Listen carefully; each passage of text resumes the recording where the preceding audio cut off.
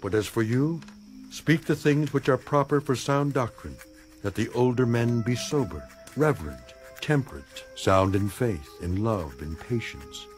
The older women likewise, that they be reverent in behavior, not slanderers, not given to much wine, teachers of good things, that they admonish the young women to love their husbands, to love their children, to be discreet, chaste, homemakers, good, obedient to their own husbands, that the word of God may not be blasphemed.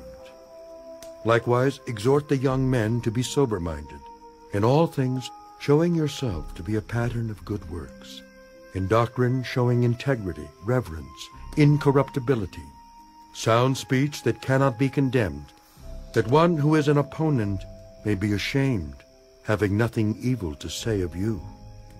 Exhort bondservants to be obedient to their own masters, to be well-pleasing in all things, not answering back, not pilfering, but showing all good fidelity, that they may adorn the doctrine of God our Savior in all things.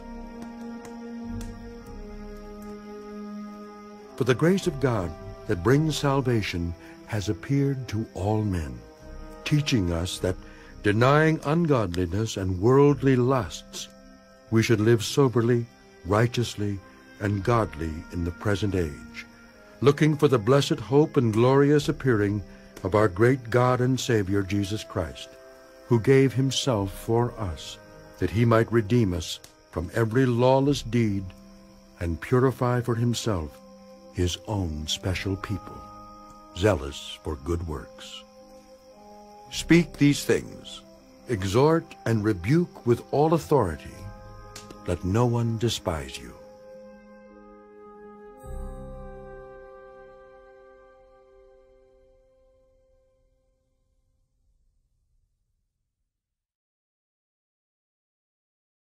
The Second Book of Samuel, Chapter 19.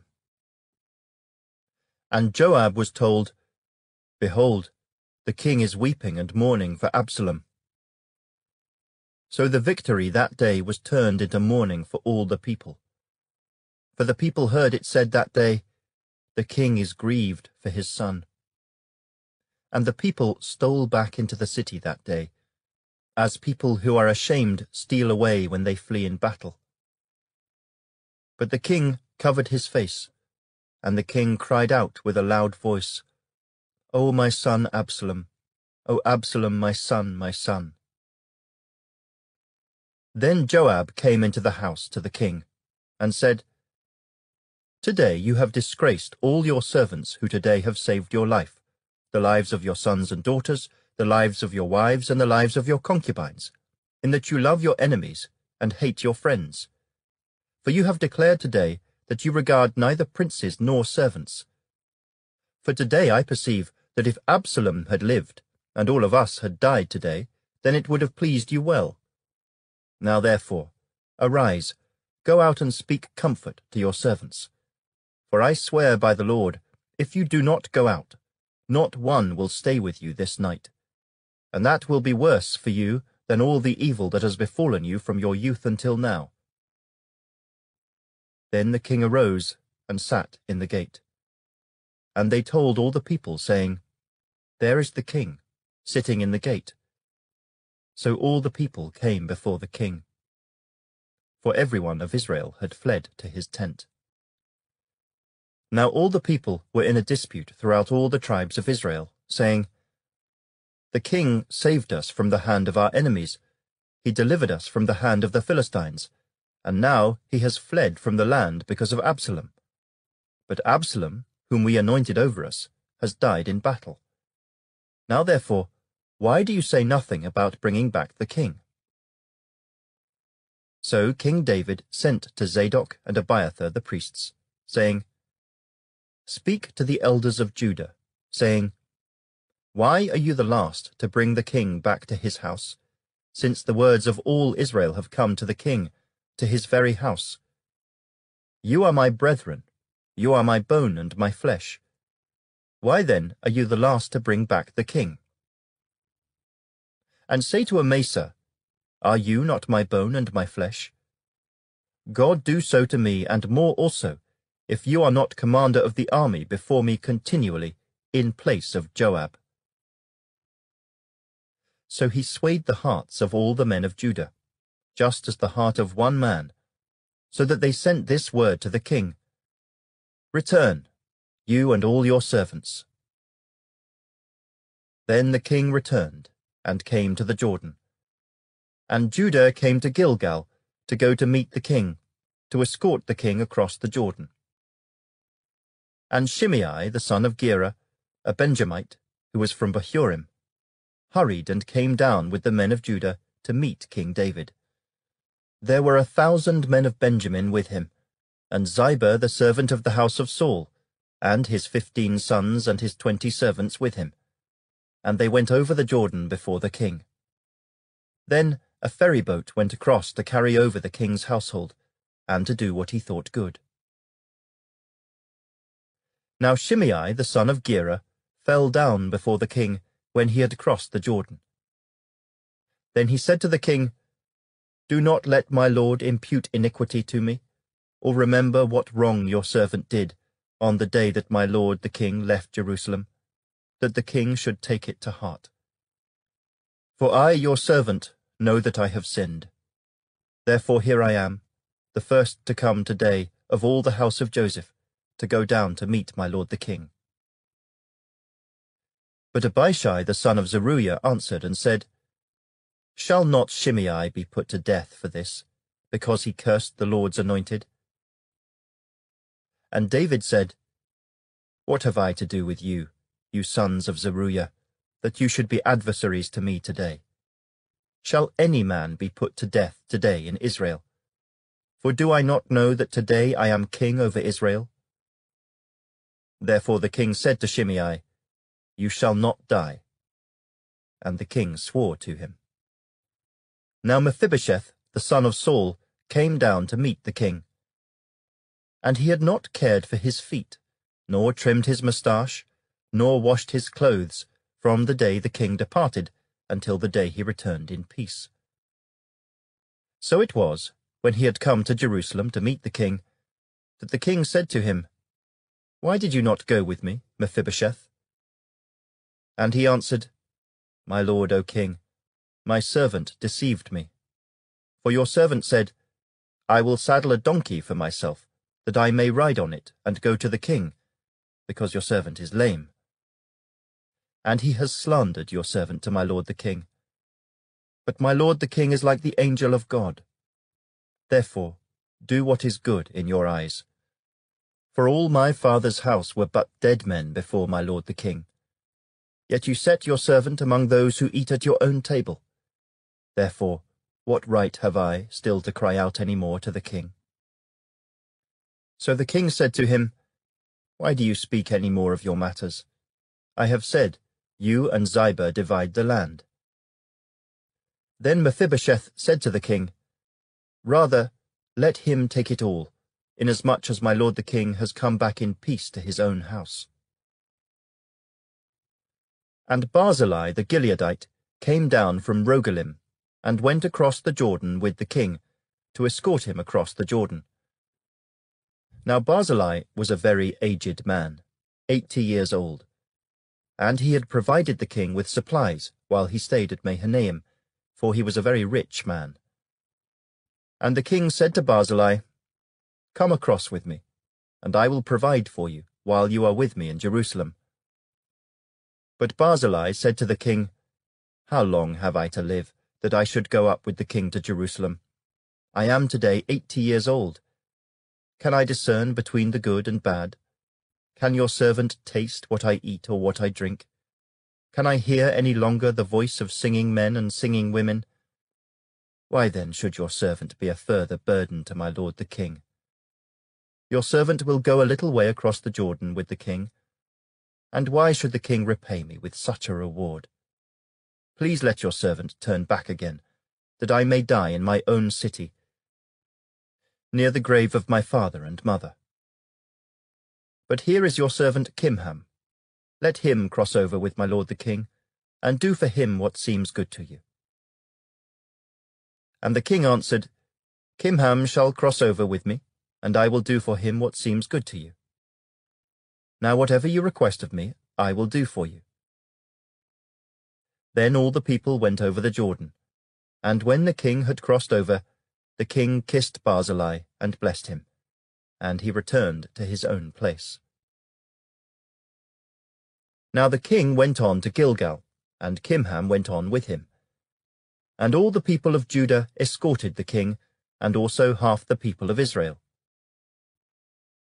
Just then all the men of Israel came to the king, and said to the king, "Why have our brethren, the men of Judah, stolen you away, and brought the king, his household, and all David's men with him across the Jordan?" So all the men of Judah answered the men of Israel, "Because the king is a close relative of ours. Why then are you angry over this matter? Have we ever eaten at the king's expense, or has he given us any gift?" And the men of Israel answered the men of Judah, and said, "We have 10 shares in the king. Therefore we also have more right to David than you. Why then do you despise us? Were we not the first to advise bringing back our king?" Yet the words of the men of Judah were fiercer than the words of the men of Israel. Chapter 20. And there happened to be there a rebel, whose name was Sheba, the son of Bichri, a Benjamite. And he blew a trumpet, and said, "We have no share in David, nor do we have inheritance in the son of Jesse. Every man to his tents, O Israel." So every man of Israel deserted David, and followed Sheba the son of Bichri. But the men of Judah, from the Jordan as far as Jerusalem, remained loyal to their king. Now David came to his house at Jerusalem, and the king took the 10 women, his concubines whom he had left to keep the house, and put them in seclusion, and supported them, but did not go into them. So they were shut up to the day of their death, living in widowhood. And the king said to Amasa, "Assemble the men of Judah for me within 3 days, and be present here yourself." So Amasa went to assemble the men of Judah. But he delayed longer than the set time which David had appointed him. And David said to Abishai, "Now Sheba the son of Bichri will do us more harm than Absalom. Take your lord's servants and pursue him, lest he find for himself fortified cities and escape us." So Joab's men, with the Kerethites, the Pelethites, and all the mighty men, went out after him. And they went out of Jerusalem to pursue Sheba the son of Bichri. When they were at the large stone which is in Gibeon, Amasa came before them. Now Joab was dressed in battle armor. On it was a belt with a sword fastened in its sheath at his hips, and as he was going forward, it fell out. Then Joab said to Amasa, "Are you in health, my brother?" And Joab took Amasa by the beard with his right hand to kiss him. But Amasa did not notice the sword that was in Joab's hand, and he struck him with it in the stomach, and his entrails poured out on the ground, and he did not strike him again. Thus he died. Then Joab and Abishai his brother pursued Sheba the son of Bichri. Meanwhile one of Joab's men stood near Amasa, and said, "Whoever favors Joab, and whoever is for David, follow Joab." But Amasa wallowed in his blood in the middle of the highway. And when the man saw that all the people stood still, he moved Amasa from the highway to the field, and threw a garment over him, when he saw that everyone who came upon him halted. When he was removed from the highway, all the people went on after Joab to pursue Sheba the son of Bichri. And he went through all the tribes of Israel, to Abel and Beth-maachah and all the Beerites. So they were gathered together, and also went after Sheba. Then they came and besieged him in Abel of Beth-maachah. And they cast up a siege mound against the city, and it stood by the rampart. And all the people who were with Joab battered the wall to throw it down. Then a wise woman cried out from the city, "Here, here! Please say to Joab, 'Come near by, that I may speak with you.'" When he had come near to her, the woman said, "Are you Joab?" He answered, "I am." Then she said to him, "Hear the words of your maidservant." And he answered, "I am listening." So she spoke, saying, "They used to talk in former times, saying, 'They shall surely seek guidance at Abel.' And so they would end disputes. I am among the peaceable and faithful in Israel. You seek to destroy a city and a mother in Israel. Why would you swallow up the inheritance of the Lord?" And Joab answered and said, far be it from me, that I should swallow up or destroy. That is not so. But a man from the mountains of Ephraim, Sheba the son of Bichri by name, has raised his hand against the king, against David. Deliver him only, and I will depart from the city." So the woman said to Joab, "Watch, his head will be thrown to you over the wall." Then the woman, in her wisdom, went to all the people. And they cut off the head of Sheba the son of Bichri, and threw it out to Joab. Then he blew a trumpet, and they withdrew from the city, every man to his tent. So Joab returned to the king at Jerusalem. And Joab was over all the army of Israel. Benaiah the son of Jehoiada was over the Kerethites and the Pelethites. Adoram was in charge of revenue. Jehoshaphat, the son of Ahilud, was recorder. Sheva was scribe. Zadok and Abiathar were the priests, and Ira the Jairite was a chief minister under David. Chapter 21. Now there was a famine in the days of David for 3 years, year after year. And David inquired of the Lord. And the Lord answered, "It is because of Saul and his bloodthirsty house, because he killed the Gibeonites." So the king called the Gibeonites and spoke to them. Now the Gibeonites were not of the children of Israel, but of the remnant of the Amorites. The children of Israel had sworn protection to them, but Saul had sought to kill them in his zeal for the children of Israel and Judah. Therefore David said to the Gibeonites, "What shall I do for you? And with what shall I make atonement, that you may bless the inheritance of the Lord?" And the Gibeonites said to him, "We will have no silver or gold from Saul or from his house, nor shall you kill any man in Israel for us." So he said, "Whatever you say I will do for you." Then they answered the king, "As for the man who consumed us and plotted against us, that we should be destroyed from remaining in any of the territories of Israel, let 7 men of his descendants be delivered to us, and we will hang them before the Lord in Gibeah of Saul, whom the Lord chose." And the king said, "I will give them." But the king spared Mephibosheth, the son of Jonathan, the son of Saul, because of the Lord's oath that was between them, between David and Jonathan, the son of Saul. So the king took Armoni and Mephibosheth, the 2 sons of Rizpah, the daughter of Aiah, whom she bore to Saul, and the 5 sons of Michal, the daughter of Saul, whom she brought up for Adriel, the son of Barzillai the Maholathite. And he delivered them into the hands of the Gibeonites, and they hanged them on the hill before the Lord. So they fell, all 7 together, and were put to death in the days of harvest, in the first days, in the beginning of barley harvest. Now Rizpah, the daughter of Aiah, took sackcloth and spread it for herself on the rock, from the beginning of harvest until the late rains poured on them from heaven. And she did not allow the birds of the air to rest on them by day, nor the beasts of the field by night. And David was told what Rizpah, the daughter of Aiah, the concubine of Saul, had done.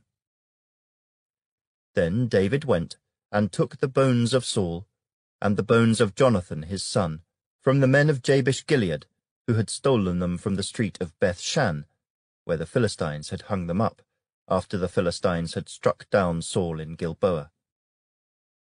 So he brought up the bones of Saul and the bones of Jonathan his son from there. And they gathered the bones of those who had been hanged. They buried the bones of Saul and Jonathan his son in the country of Benjamin in Zelah, in the tomb of Kish his father. So they performed all that the king commanded. And after that, God heeded the prayer for the land. When the Philistines were at war again with Israel, David and his servants with him went down and fought against the Philistines. And David grew faint. Then Ishbi-Benob, who was one of the sons of the giant, the weight of whose bronze spear was 300 shekels, who was bearing a new sword, thought he could kill David. But Abishai the son of Zeruiah came to his aid, and struck the Philistine and killed him. Then the men of David swore to him, saying, "You shall go out no more with us to battle, lest you quench the lamp of Israel." Now it happened afterward that there was again a battle with the Philistines at Gob. Then Sibbecai the Hushathite killed Saph, who was one of the sons of the giant. Again there was war at Gob with the Philistines, where Elhanan the son of Jaare-Oregim, the Bethlehemite, killed the brother of Goliath the Gittite, the shaft of whose spear was like a weaver's beam.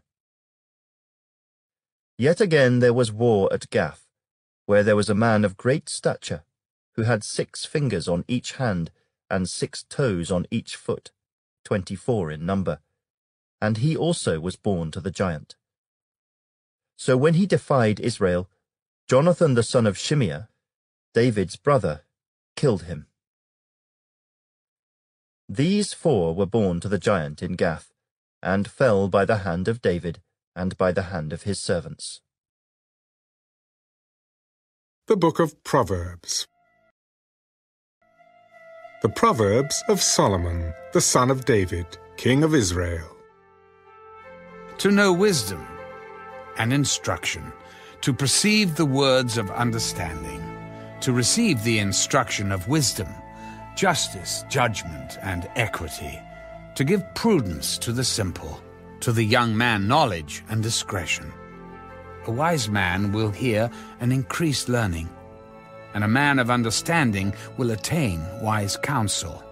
To understand a proverb and an enigma, the words of the wise and their riddles.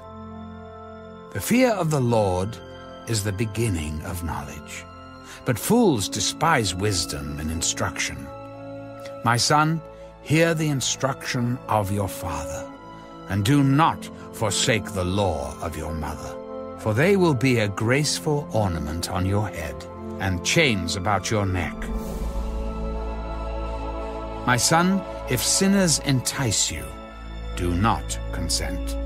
If they say, "Come with us, let us lie in wait to shed blood. Let us lurk secretly for the innocent without cause. Let us swallow them alive like Sheol, and whole like those who go down to the pit. We shall find all kinds of precious possessions. We shall fill our houses with spoil. Cast in your lot among us. Let us all have one purse. My son, do not walk in the way with them. Keep your foot from their path, for their feet run to evil, and they make haste to shed blood. Surely, in vain the net is spread, in the sight of any bird. But they lie in wait for their own blood. They lurk secretly for their own lives. So are the ways of everyone who is greedy for gain. It takes away the life of its owners. Wisdom calls aloud outside. She raises her voice in the open squares. She cries out in the chief concourses. At the openings of the gates in the city, she speaks her words. How long, you simple ones, will you love simplicity?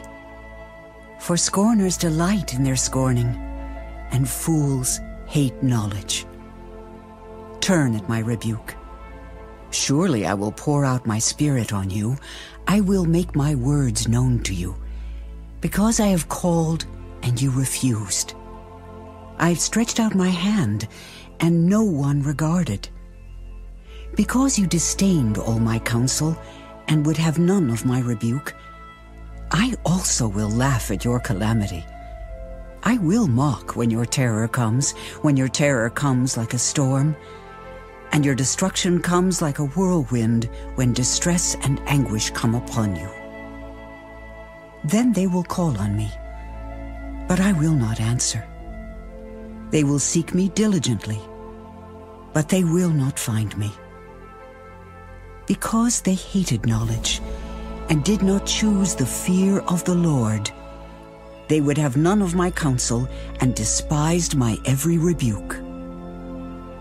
Therefore, they shall eat the fruit of their own way, and be filled to the full with their own fancies. For the turning away of the simple will slay them, and the complacency of fools will destroy them. But whoever listens to me will dwell safely, and will be secure, without fear of evil.